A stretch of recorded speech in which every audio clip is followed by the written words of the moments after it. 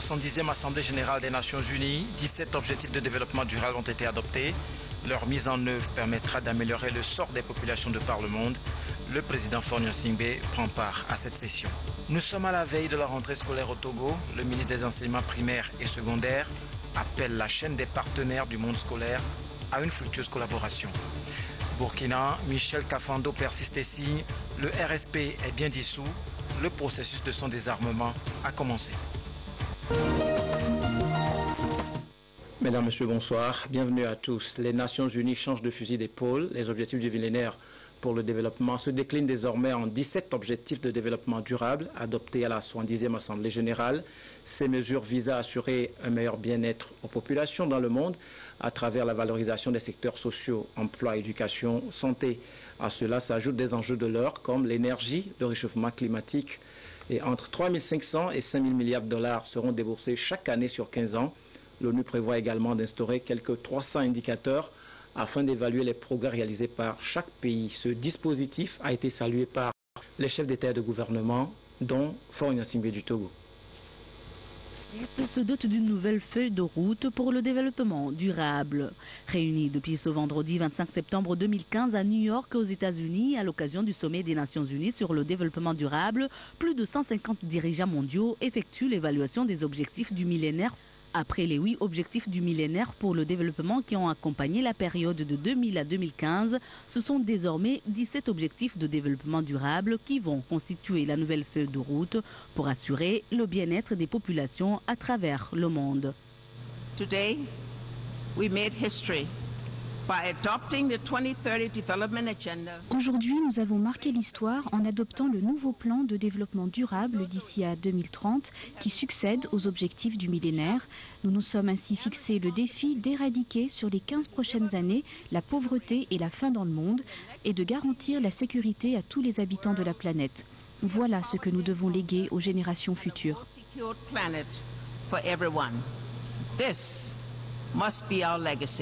15 ans après l'adoption des OMD, des progrès importants ont été réalisés. Il s'agit notamment de la réduction du nombre de personnes vivant dans l'extrême pauvreté.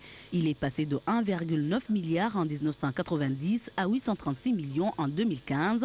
On note également une réduction du nombre d'enfants non scolarisés ou encore des efforts notables de lutte contre la faim et la sous-alimentation. Les progrès que les régions concernées ont pu accomplir à ce jour nous ouvrent la voie pour aborder avec une vitalité renouvelée les nouveaux objectifs de développement durable que nous nous fixons aujourd'hui.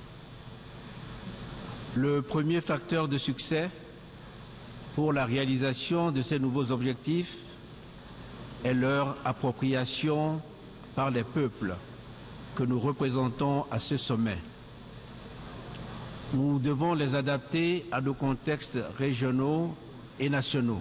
Les EDD, objectifs de développement durable, sont donc un ensemble de 17 objectifs et 169 cibles. Ils visent à résoudre les problèmes sociaux, économiques et environnementaux au niveau mondial. Ces nouveaux objectifs de développement ont été élaborés pendant 3 ans par un groupe de travail auquel ont participé 70 pays. Ils entreront en vigueur le 1er janvier 2016. C'est donc un jubilé de platine pour l'ONU. On se rappelle, il y a 70 ans, il fallait trouver un nouveau mécanisme de promotion de la paix et de la sécurité dans le monde face au parcours peu glorieux de la SDN, mis en place à l'issue de la Première Guerre mondiale et qui n'a pas pu empêcher un second conflit. Retour sur un parcours fait de haut et de bas dans le document que voici. Septembre 2015, l'Organisation des Nations Unies a adopté 17 nouveaux objectifs pour le développement durable, ODD. Sont particulièrement concernés les pays africains qui, au cours des 15 dernières années, devaient relever 8 objectifs du millénaire pour le développement précédemment définis. Parmi ces pays, Madagascar, qui, à la différence de la plupart de ses pairs, a éprouvé des difficultés à garantir la santé pour tous. Selon les Nations Unies, plus de 73% des Malgaches vivent en dessous du seuil de pauvreté et 40% de la population vit à moins de 10 km d'un centre de santé. Presque 80% de la population vit en milieu rural dans des conditions très défavorables et aussi avec beaucoup de difficultés de retenir des ressources humaines de qualité et adéquates dans les zones défavorisées. Ce qui fait qu'on trouve difficilement des médecins, difficilement du personnel de santé adéquat pour faire face à même des soins de santé primaires. Madagascar fait partie des pays qui, selon les experts des Nations Unies, a échoué dans l'atteinte des OMD, en particulier en ce qui concerne la réduction de la mortalité maternelle. Les nouveaux objectifs de développement durable seront susceptibles d'aider les pays comme Madagascar à avoir un nouveau cahier des charges à partir duquel les autorités pourraient garantir le bien-être des populations. C'est une opportunité pour Madagascar d'essayer de cadrer une stratégie de développement en utilisant certains de ces indicateurs. Vous mentionnez quelques défis, la gouvernance et l'instabilité politique, mais en se concentrant sur le calendrier de développement, nous devons créer les conditions pour la stabilité sociale et politique. Cela est très important. Ce qui compte, c'est d'avoir une vision claire et c'est ce que le gouvernement essaye de faire maintenant. 5 ans après l'impasse politique à Madagascar, les autorités multiplient les stratégies pour redresser l'économie. Au premier semestre 2015, le déficit commercial s'est réduit et la valeur des importations a diminué de 17%. Classé 155e pays sur 187 selon le rapport sur le développement humain 2014, l'archipel prévoit des réformes au cours des 18 prochains mois pour assainir le climat des affaires et améliorer les conditions de vie des populations. Au Togo, pays qui a adhéré à l'ONU le 20 septembre 1960, l'actualité c'est la rentrée scolaire qui débute ce 28 septembre. C'est la fin des belles vacances, c'est l'école qui recommence. Le ministre des enseignements primaires et secondaires appelle le monde scolaire et éducatif à un partenariat sincère et fructueux. Nous y reviendrons tout à l'heure. Pas de classe sans instituteurs, 125 enseignants des écoles de l'ENI de Napaon ont reçu leur attestation après 3 semaines de formation en pédagogie active. Un remue-ménage initié par l'État en partenariat avec l'Agence française de développement et le Centre international de pédagogie active, CIPAC, basé en France. Les récipiendaires sont aptes à offrir le meilleur d'eux-mêmes aux élèves. 3 semaines de formation et les 125 enseignants et enseignantes des écoles associées de l'ENI de Dapaon sont outillés à une nouvelle méthode de pratique de classe, un stage professionnel actif pour une interaction entre enseignants et apprenants. La méthode active qui met l'enfant à sa propre recherche du savoir donne une vie à la pratique des classes. Donc innove. Nous avons appris beaucoup de stratégies. Nous sommes outillés en entretien du matin qui est un appui en expression orale. Par rapport à ça, l'enseignant prend de façon rapide les notes de l'histoire que l'enfant a racontée en reconstruisant rapidement l'histoire de l'enfant. On appelle ça le schéma heuristique. Et à partir de l'histoire que l'enfant a racontée, il ressort quelles sont les disciplines qu'il peut enseigner à partir de l'histoire de cet enfant. C'est un renforcement de l'encadrement de proximité et de la formation continue pour remplacer progressivement la méthode verticale classique. L'ancienne pédagogie que nous utilisions, c'est l'enseignant qui amenait quelque chose comme outil pour imposer aux enfants. Cette fois-ci, c'est les enfants eux-mêmes qui nous apportent le sujet d'étude qui sera développé ensemble avec eux et nous permet de nous dégager un peu des papiers, d'aller vers le milieu. C'est le milieu qui nous enseigne ce qu'il faut développer. L'enjeu principal de ce stage de formation à mettre à l'actif du Centre international de pédagogie active CIPAC basé en France est de qualifier les instituteurs pour améliorer la qualité de l'enseignement primaire. Ce qu'on espère fortement, c'est que ces techniques vont être mises en place dans les classes.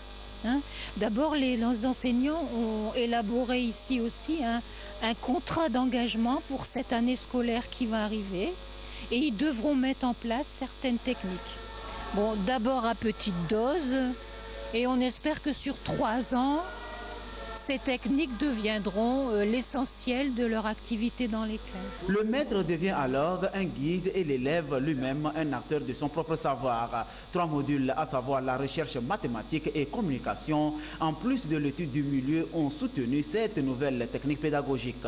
Une chose est de suivre une formation, une autre est son application. Les 125 enseignants bénéficiaires deviennent désormais une banque de données à vulgariser pour répondre réellement à l'enseignement de qualité tant prôné par le gouvernement togolais. Au niveau de l'enseignement supérieur, l'année académique n'est pas forcément achevée. À l'Institut africain d'informatique, l'heure est à l'évaluation des étudiants à travers les épreuves fatidiques de soutenance de mémoire. Esther Laclé. Depuis sa création en octobre 2002, 307 étudiants ont été formés par l'Institut africain d'informatique IAI Togo. Au terme de l'année scolaire 2014-2015, 51 étudiants viennent de s'ajouter à ce nombre et ont présenté ce jour leur projet professionnel pour l'obtention de la licence. Je suis émerveillé par la qualité des travaux que les étudiants de l'IAI Togo nous ont présentés. Ils ont développé de très bonnes applications.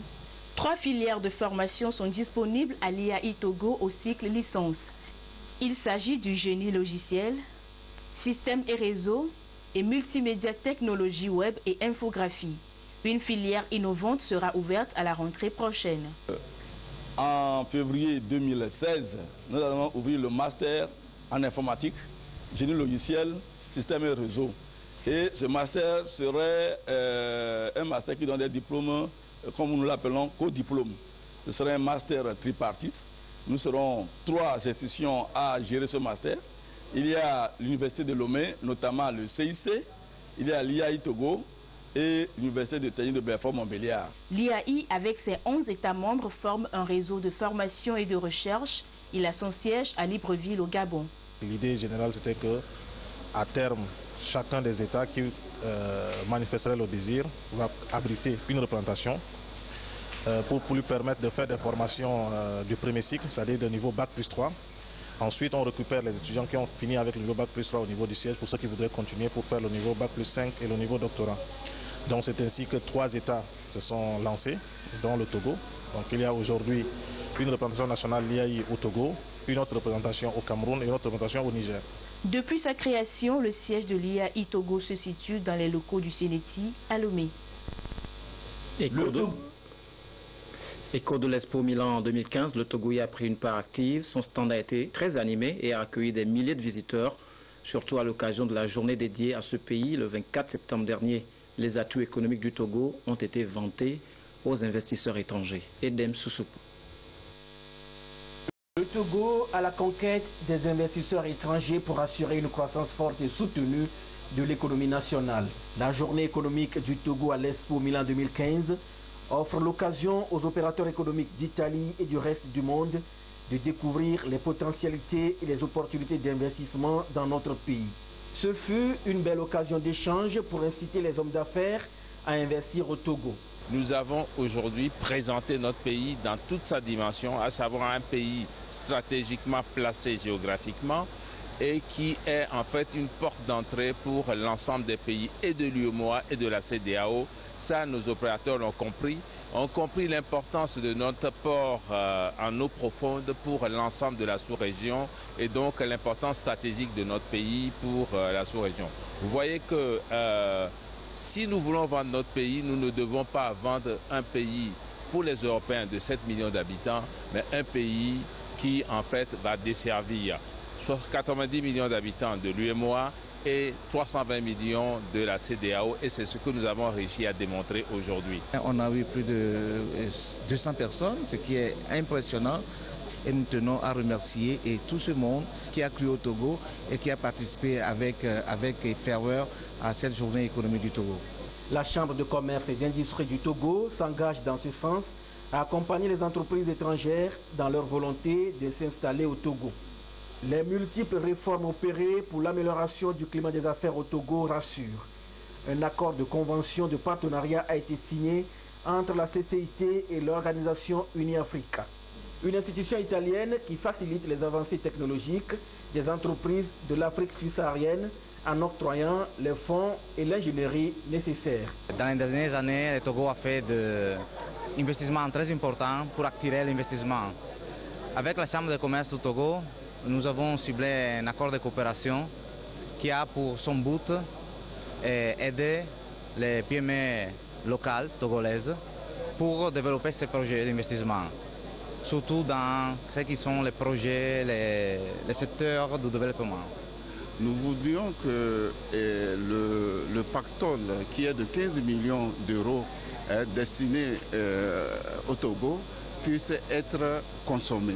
Et pour que ça soit consommé, il faudrait nécessairement que Uni-Africa puisse accompagner nos entreprises à monter les dossiers.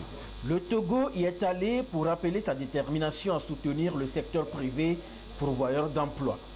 La journée économique du Togo et les rencontres B2B sont d'une importance capitale pour attirer plus d'investisseurs et permettre aux jeunes de trouver de l'emploi. Notre pays a depuis quelques années déjà entrepris d'énormes réformes économiques en vue d'améliorer sensiblement l'environnement des affaires.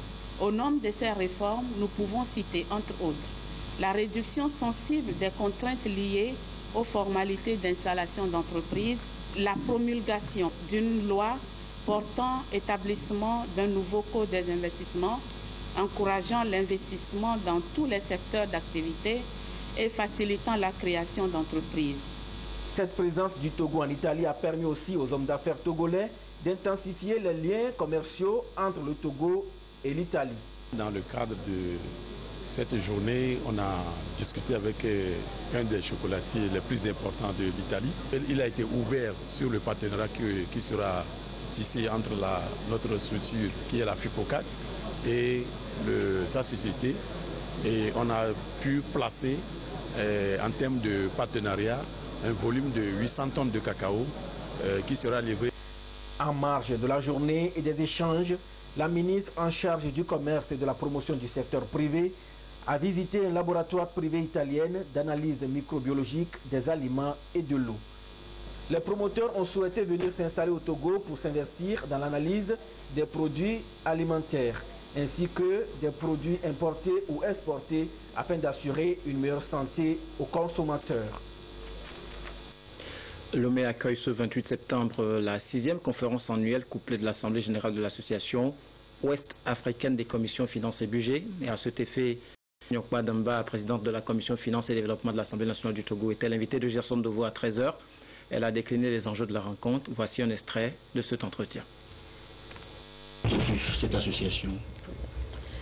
Il s'agit de l'association ouest-africaine des commissions de finances et du budget. Oui. Et en anglais, c'est le West African Association Accounting Public. Ok, ce qui donne WAPAC. Ce qui donne WAPAC en anglais. Et cette association, quels sont les objectifs?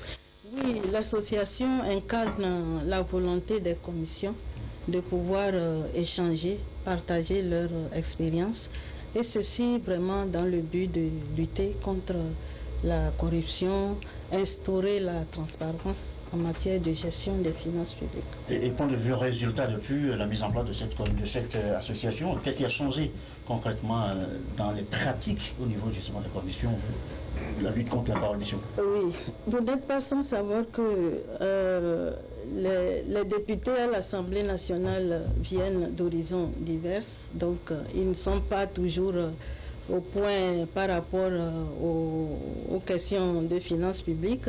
Donc, il y a d'abord les questions de renforcement des capacités.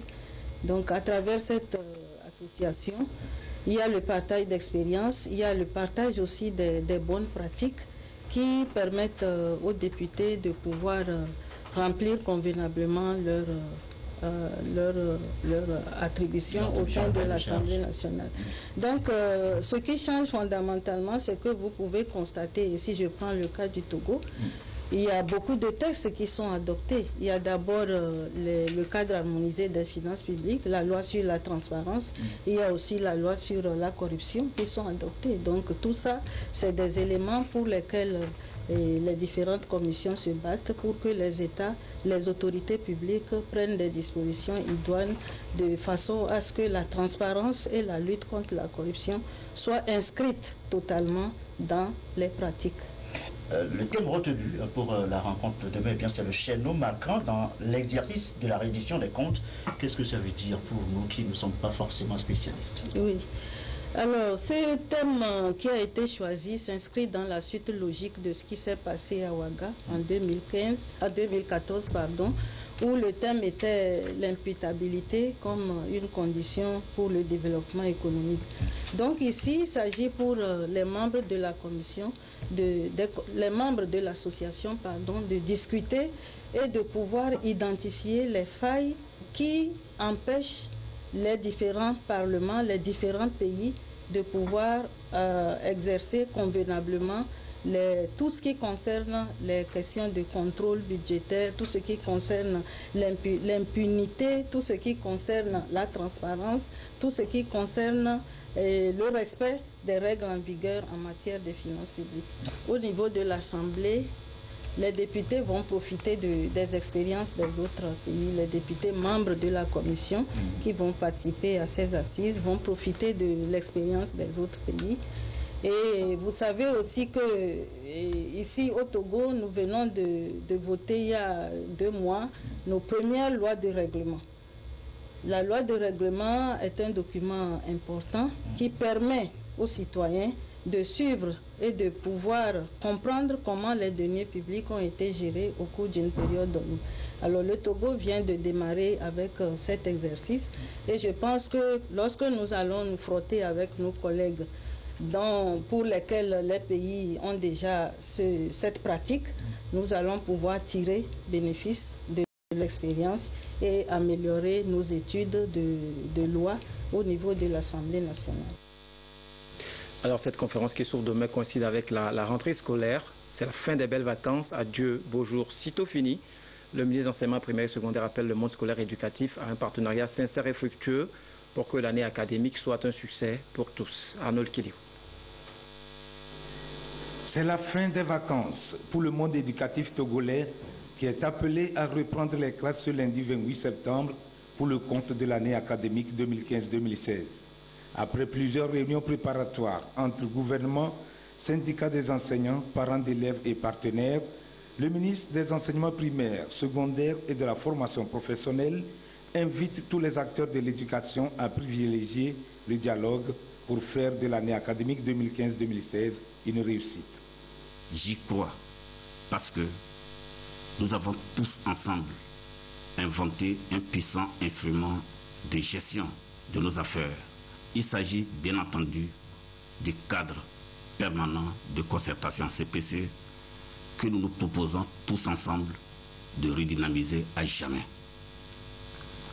J'ai eu le privilège, au cours des séances de travail que nous avons eues, de constater avec émotion qu'il règne au sein du CPC un esprit de responsabilité manifeste et un sentiment, et pas des moindres, d'appartenance à une même famille, celle de la communauté éducative, qui a la noble mission de former tous les acteurs du développement économique et social dans notre pays. Le ministre Komi Palamé Tchakpele a noté avec satisfaction les résultats enregistrés l'année écoulée et a félicité les enseignants pour le travail accompli. Il a aussi relevé les efforts du gouvernement en termes d'infrastructures pour pallier au nombre pléthorique d'élèves qui a connu une augmentation de 2% dans l'enseignement général et de 9% dans l'enseignement technique par rapport à 2014. Dans l'enseignement général, 300 nouvelles salles de classe ont été entièrement construites et équipées. 350 autres salles de classe, dont 150 au cours primaire, 200 au collège, sont en cours de réalisation dans le cadre du projet BID Éducation 3. 60 salles de classe sont aussi en cours de réalisation dans le cadre du projet d'appui à la réforme des collèges dans la région maritime et la région des plateaux, financé par l'Agence française de développement. 150 salles de classe ont été réhabilitées et plus de 25 000 tables-bancs fournis. 12 collèges d'initiative locale, CEGIL, et 6 lycées d'initiative locale, l'IDIL, ont été transformés en établissements publics. 6 nouveaux lycées ont été ouverts. 225 nouveaux enseignants de l'école normale supérieure de Tapamé ont été recrutés.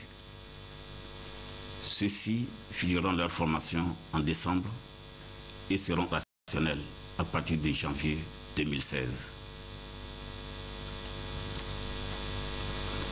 600 enseignants volontaires sont actuellement en voie de recrutement par le programme de volontariat national, Provonat.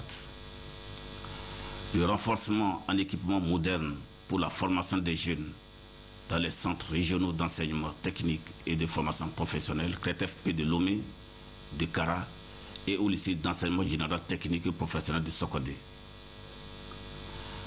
L'ouverture de 3 centres pilotes de formation de type dual, c'est-à-dire formation accélérée au lycée d'enseignement technique et professionnel de Sokodé, au CRETFP de Kalimé et au centre de ressources artisanales de Thiévier. La création d'un centre de formation au métier de l'industrie CFMI dans la zone portuaire pour la formation initiale et continue. Le CFMI a ouvert ses portes le 7 juillet 2015 en formation continue. Des actions sont aussi engagées pour accélérer les réformes significatives en vue d'améliorer la qualité du système éducatif togolais et surtout les conditions de vie et de travail des enseignants. La Centrafrique renoue avec les violences intercommunautaires. La capitale Bangui est sous tension. Des heurts ont éclaté dans le quartier PK5, majoritairement musulmans. 10 morts et plusieurs blessés. C'est la panique dans les rues de Bangui. Tout a commencé ce samedi matin très tôt avec le meurtre d'un homme. Le conducteur d'une moto-taxi est égorgé dans le quartier du PK5, majoritairement musulman. Son corps est transféré à la mosquée centrale sans que l'on sache qui sont les auteurs du crime. Alors, tout le secteur s'embrase.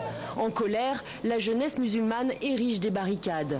Les voitures qui passent par là reçoivent des pierres. Des maisons sont brûlées. Personne n'est capable de dire qui tire. Nous ne savons pas ce qui se passe exactement. C'est un Tchadien qui a commis l'acte. Et maintenant, ils ont détruit le commissariat alors que nous préparons les élections. Les habitants fuient avec rien. Ils partent vers les camps de réfugiés à proximité. Le ministre de la Sécurité, aussi porte-parole du gouvernement, a appelé à l'apaisement. Officiellement, la situation est gérée par la police de la MINUSCA.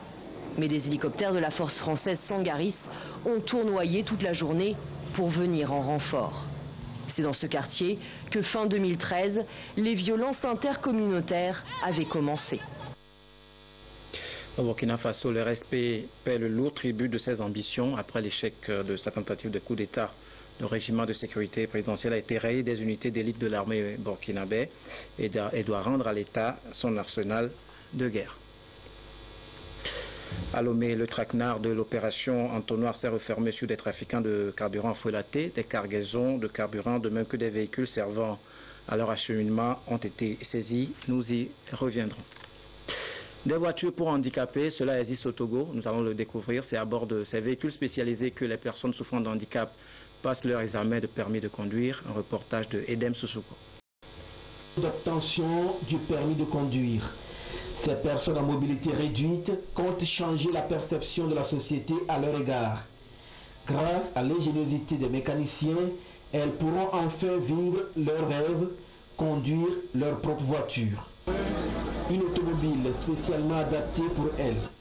En modifiant l'accélérateur, l'embrayage et les freins, le mécanicien permet aux personnes handicapées de conduire en toute confiance. Je n'y croyais pas, mais avec la formation que j'ai commencée, et Dieu aidant, avec les moyens, j'ai pu acheter la voiture et on m'a adapté ça. Et avec l'adaptation, je dirais que je ne me plains pas. Je me sens beaucoup plus autonome que par rapport au tricycle et à la moto. Moi, mon cas, bon, les deux membres ne sont pas assez solides, donc on a dû ramener les deux pédales au niveau du volant. Et donc j'utilise mes deux mains pour conduire la voiture. Je dépense beaucoup dans mes déplacements, ce qui fait surtout les immédiats me bouffent trop de l'argent. Je dépense plus de 5 000 francs par jour pour le déplacement. J'ai pensé si j'ai mon propre déplacement, mon propre moyen de déplacement, ça va plutôt m'avantager. C'est là, je réfléchissais d'aller faire les cours de conduite. J'ai commencé à faire le cours, j'ai terminé le cours et aujourd'hui je viens pour passer l'examen. L'idée a pris corps il y a bientôt 3 ans. Elle a été rendue opérationnelle par Yves Azaledi, à travers la création d'un centre de conduite dénommé École citoyenne inclusive. Et vous n'êtes pas sans savoir qu'aujourd'hui, beaucoup